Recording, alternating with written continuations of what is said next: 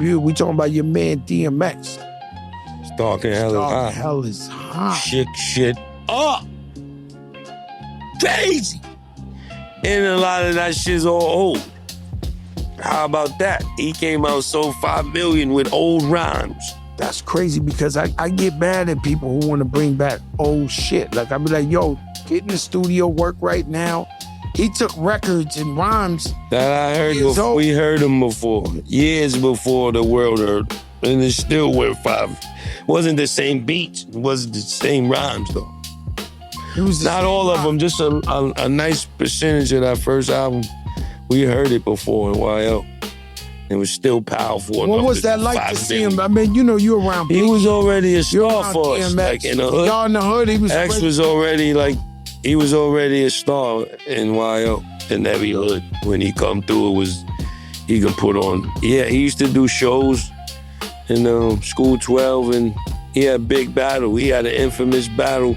He had 2 battles, but one of them is more better than with another iconic dude, rapper from YO, Bill Blast, Mega Blast. Him and X had a big battle. It was crazy. That shit was over like 5 a.m. Everybody spent the night at my house. I almost got my ass killed because my moms came in. You was out there at the battle. You was watching. Yeah, I couldn't miss that. That was part of. I'd rather did anything than to miss that shit. I don't care what the consequences was. You couldn't miss that if you was from YO action. The Get Paid staff versus DMX. You know what I'm saying? Shit was dope. Man. Shit was history in YO. You know, Big Pun, Capital Punishment, my executive producer debut. I feel like Pun was ahead of his time.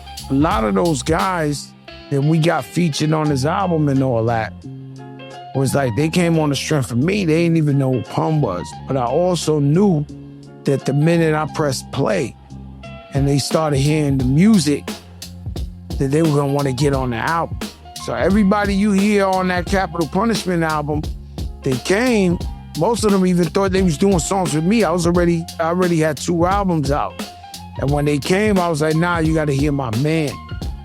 And man, that album was speaking for itself. Since the first day we went in there, it just kept getting better and better and better. And then the song The Dream Shatterer had an iller beat before. It was like a victory, like a Biggie victory. It was like the beat was too fucking, you know, a lot of Monza known stuff. And it was crazy, but it was just a beautiful joint effort. And, you know, first soloist Latino artist to sell 2 million records, changed the game. I think we had 10,000 platinum parties. Everywhere we went, it was a platinum party. They used to bring, I think Pun had the same people bringing the same plat. We'd be in the tunnel anywhere. Yo, it's platinum. They just start reincarnating the fucking platinum shit. You know, he was witty. He was incredible, lyrically phenomenal. And he put some hits out the park, man. That Capital Punishment, when it sets off with the I gave you fair warning, beware. And man, and you know what's crazy is, being that I'm part of this album, you know, it's hard for me to be from the outside in. I always wondered what rappers felt like when they heard Pun's first album, and you hear Beware. And what that felt like when you press play on that thing. No, I already knew what was going on with Pun. Me and Pun was on the first, me and Pun albums came out together. My first album in Capital Punishment. We was on a lot of promo together. Back then they would, you know, the labels would, we was on planes together. That's the first time I seen somebody with an extra buckle, an extra seatbelt. Pun was the first person that he get on, they give him a stendo. And they sit down me. Oh, Pun, what's the deal? Nah, Jada, they gotta give me the thing, me. That's ill. So he get on, they hand him an extra stendo seat buckle. But yeah, I knew Pun was my nigga, you know what I mean?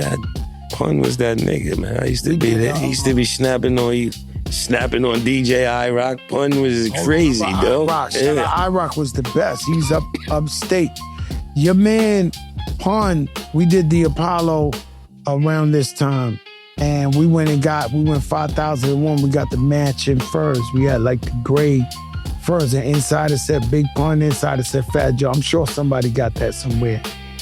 And I ain't gonna lie, Apollo gave us like $20,000. That was a big deal. When I was doing Flojo, we was getting $500 a show.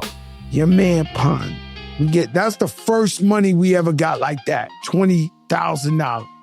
Brand pack, I'll never forget, Ebro was there. Your man Pun dig in his pockets and throw the whole 20 grand in the crowd. No.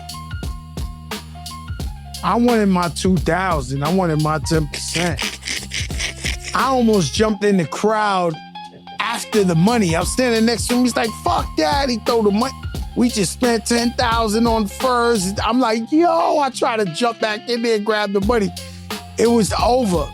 He was a true rock star. Like we seen the guy at the game yesterday. He was a Roddy Piper. He was a Ric Flair.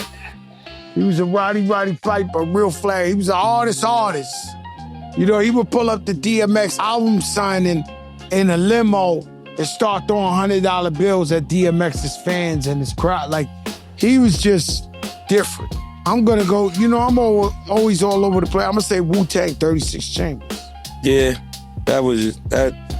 that's another world shifter. 9 dudes from Shaolin. Damn, it was only 9? I thought it was like 30. 13? 13 of them, right? It's 9 originals, might be 100 bro, add-on dockets. Bro, I almost smacked my son one time. He did the back, but this back in the days, he's a grown man now. But I asked him when he was like 14 or 15, yo, give me all the members of Wu-Tang. He couldn't say their name. Yo. I was about to smack. I was like, yo, my man, I smacked the shit out of you. You don't know all the members of Wu-Tang? Nah, that was very. They shifted the world off or something like that. Yo, I was dumb tight. 9 members, Shaolin, different slang, adding other karate flicks. They just took over the world. The RZA production, that shit was like a breath of fresh air to the hip hop culture. That, I mean, and then they just planted mad seeds with Meth, Ghost, Ray, Dirty, Jizza, RZA, Spectre Deck. That probably nothing like that ever be done ever again. How hard it is to make 9, 7.5, 8 stars solo, but 9 stars together. The new edition of hip-hop. Facts. They all went on to sell millions of records solo. You know, to this day, I got people who argue about Ghostface. You know, he might be the greatest. His first album might be the greatest. I mean, you got the Purple Tape. You got Raekwon. You got anything Method Man. Let me tell you something. I honestly used to think that the greatest record ever made was He's Sitting Morning Blue. It took me about a good 15 years to get up off that. Huh? You're all I need. It took me 15 years to figure out, like, all right, you know, this might not be the greatest song ever made. Like, I thought it was the great. Yo, they play that shit. Anywhere that shit came on, it was like the tension. Like, this shit's #1. Oh! Hell yeah! Yo! Patreon! We're here! Live. Subscribe For the free first. Give you a few for free. Then we gonna give you that. Yo! Yo!